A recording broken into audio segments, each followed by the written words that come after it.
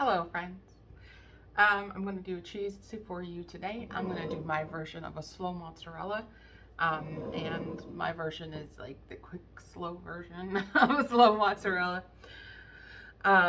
So I'm going to show you what I'm going to do to start. So this is day one of the slow mozzarella.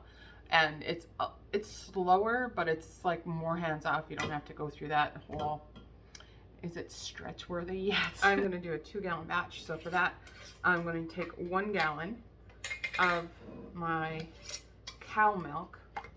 This is cow. This is not from Luna. This is from a friend of mine. And I'm going to take this culture. It is M235. This is mesophilic culture, and it's quite yummy. And since this is going to culture for a very long time, I'm going to use, let's see, what do I want to use? 1/32 teaspoon. If you get these little cheese teaspoons, it is the next to smallest version. And I'm going to take 1/32 of this into each jar. So this is a 1/2 gallon in each jar. And the reason I'm doing this is consistency. I have the culture, so you want to let it rehydrate on the surface for a second or two. And what I found is this clumped up quite a bit on the side here. You want to stir it until, and this is not quite at room temperature yet. I got this earlier this morning or this afternoon, and coffee filter. You want it to be able to breathe. Coffee filter and a ring.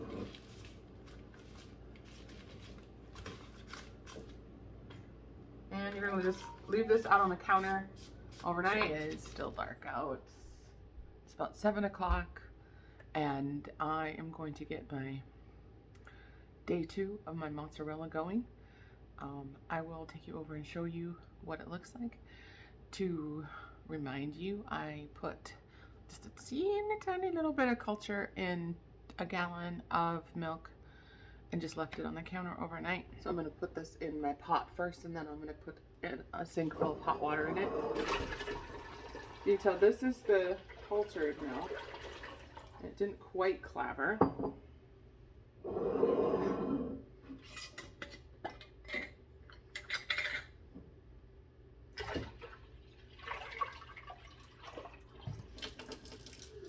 And I'm gonna fill the water up to about 3/4 of the way up, and I'm gonna just let this warm up to 90 degrees. We're now at the target temperature for the mozzarella. I'm just gonna give it a little bit of a stir. Okay, it sat for quite a while actually. It sat for probably about 45 minutes. And now I'm gonna add the rennet. So for this, I'm going to add, I've got a 2-gallon batch, and for this 2-gallon, 1/2 teaspoon will set to a 2-gallon batch. So I've got a 1/4 teaspoon here.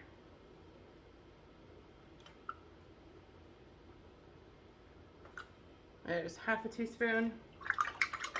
Give it a good stir.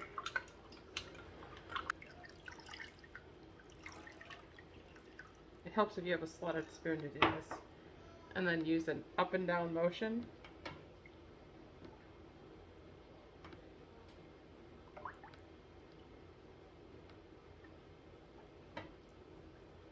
So this gives a very firm texture, and it's already starting to pool on top, which is really good.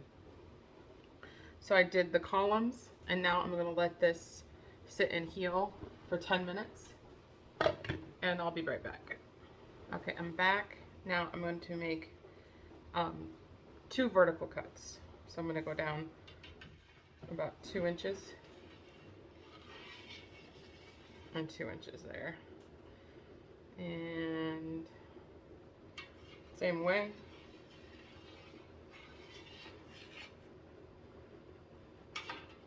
And then I'm going to give the columns 1 more cut.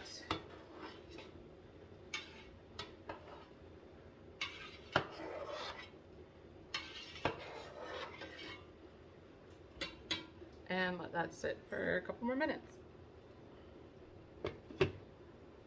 So the curds have healed for a few minutes, and now what I'm going to do, I put them in a sink of warm water, and I'm going to bring these curds up to 100 to 102 degrees, and I'm going to cut them a little bit smaller until they get to be about half inch and maybe an inch size.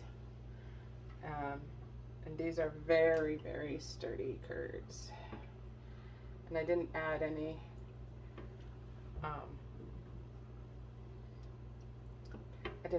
calcium chloride to this because of how long the culture had set. I knew these curds were just going to be beautiful.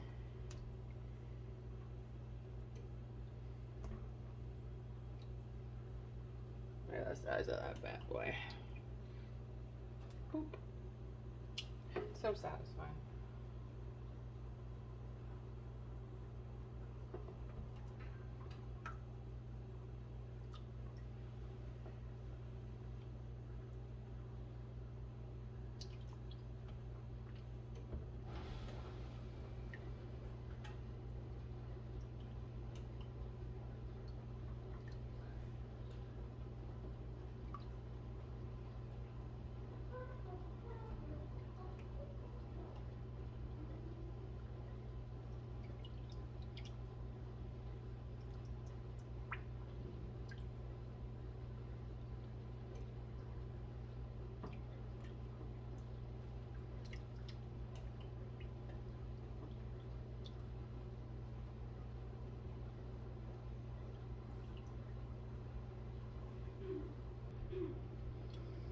So this is about the right texture that you want them.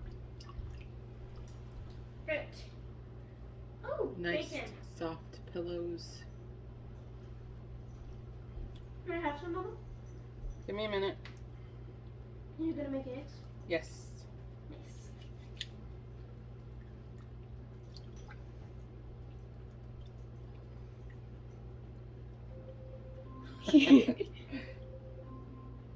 Alexa, stop timer. Alright, so see, this one has got a very juicy center.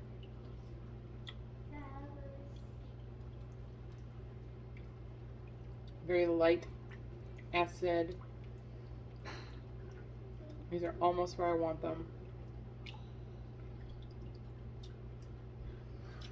This is a mozzarella cheese, so I want to leave a little bit of whey in there because I want to keep the mozzarella nice and soft. None of the bacon's crispy. All the bacon's crispy.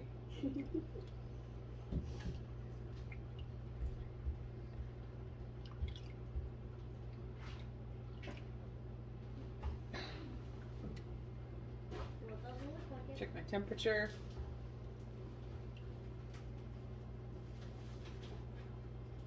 And we're at 100. So I'm going to take it out of the water and we're going to let it sit for an hour. So I got busy doing other things. And this is actually sat for 2 hours instead of 1. And it's all consolidated down at the bottom. So I'm going to drain off the whey and move the curds into that bowl. I'm going to show you the consistency of the curds here. See how they kind of melted together under the whey? You can see as I try to pull them apart, they're already super stretchy. So that is because this acidity is. So my whey is sitting here at about 155 degrees Fahrenheit. So now I'm going to start taking some curd and plop it in to the pot. And let it kind of sink to the bottom.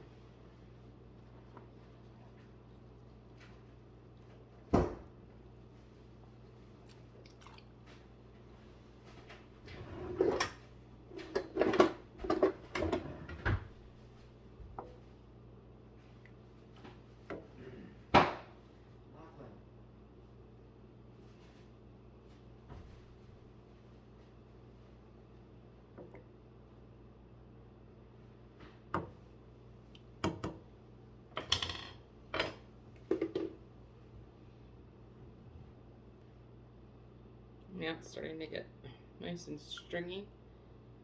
So I'm going to take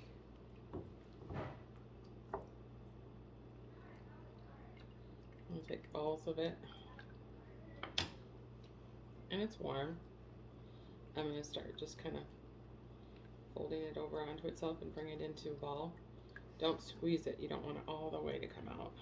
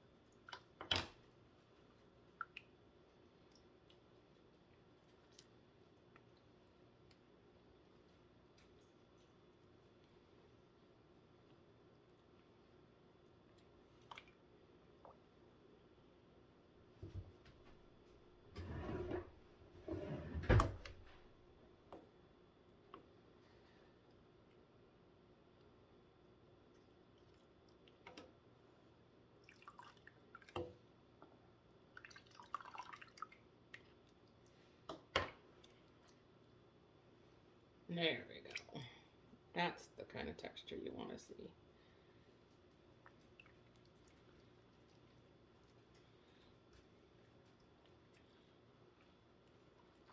And then when it starts to get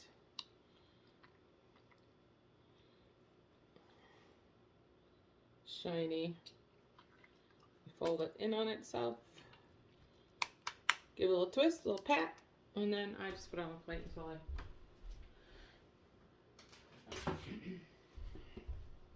until everybody's ready to go into the brining. Always have some brine in my fridge. This is heavy brine, so I'm only gonna leave it in there for a very short time. Mozzarella, pop it in. All right, so I stretched all of them, rolled them into balls, and now I have them in my brine solution. And I want to show you the texture of these. It's very stringy. Yum. That makes sense. I thought it started from the fruit. You don't want to leave them in the brine very long. This is a saturated brine, so it's gonna. You just want to leave them in there just for a couple minutes to firm up, and then take them out and let them dry on the counter for a little bit. And then wrap them up, put them in the fridge. Good stuff. Okay, so this is what you want to see with your mozzarella. When you squeeze it, it's still juicy. You don't want, and you want it dripping.